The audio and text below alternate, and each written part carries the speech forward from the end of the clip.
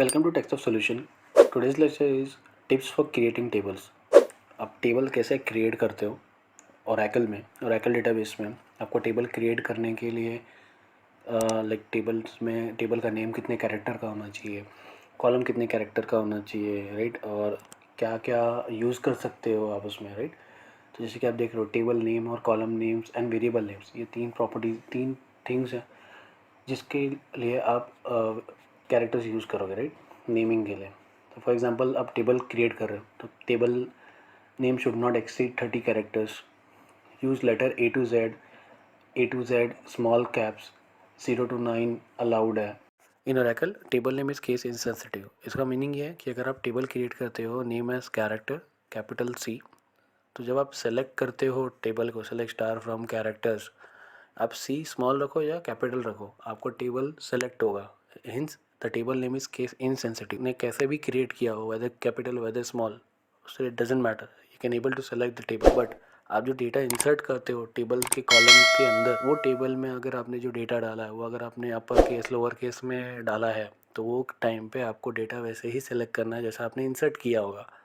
That's the reason data which are stored in the table are case insensitive, which are case sensitive, and table name are case insensitive. Special character, dollar hash underscore signs are allowed.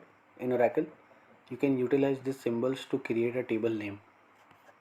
For an example, emp underscore 2018 or emp underscore dollar sal. In MySQL, hash sign is not supported.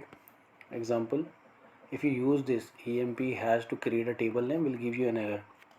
In MySQL, if you want to use a reserve keyword, so basically these are reserve keywords, characters such as hash in table name and column name, then you may need to enclose that name in backquotes.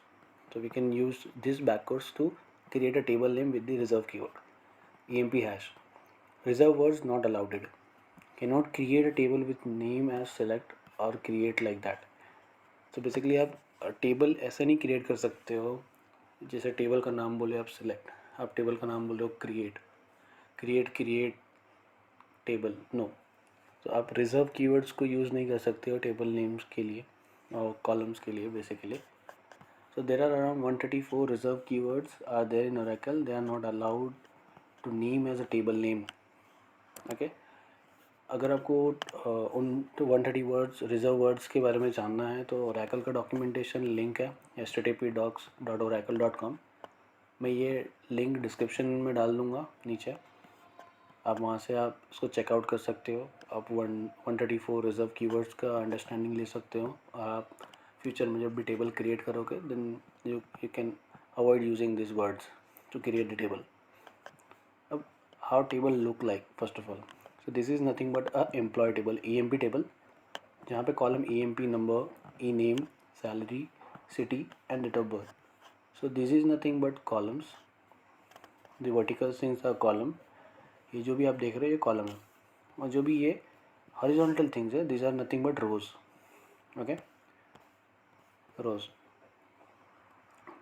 So this is the tips for creating table. The next lecture would be Oracle data types. If you have any questions, feel free to reach out to us in the comment. We will glad to help you. Thanks for watching. Hit or like button or subscribe our channel for more details for next lecture.